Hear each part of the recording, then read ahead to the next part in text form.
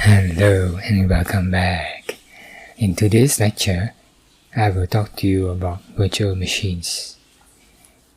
Sometimes when you download tools or software from the internet, your antivirus or Windows Defender might say that it is malware. Now most of the time, it is false positives.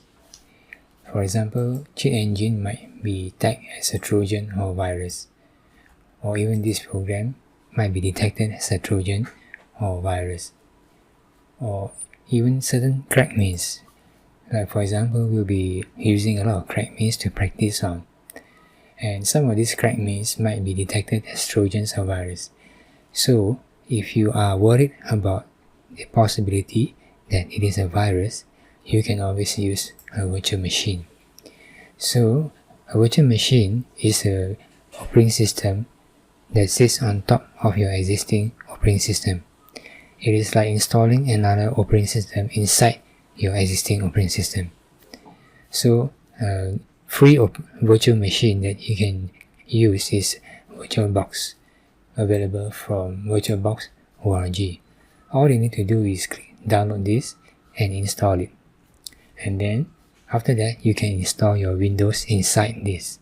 So if you want to reset after every cracking session, you want to reset your operating system virtual machine back to the previous state, you can easily do it. I won't go into the details now, as the information on how to set this up is freely available in the internet. And if you need to buy a Windows operating system, you can always head over to eBay, where you can buy your operating system from here, and there are quite a lot of selection on the internet. So now I'd like to talk a bit about crack maze. What is a crack maze? A crack maze is a small program designed to test a programmer's reverse engineering skills.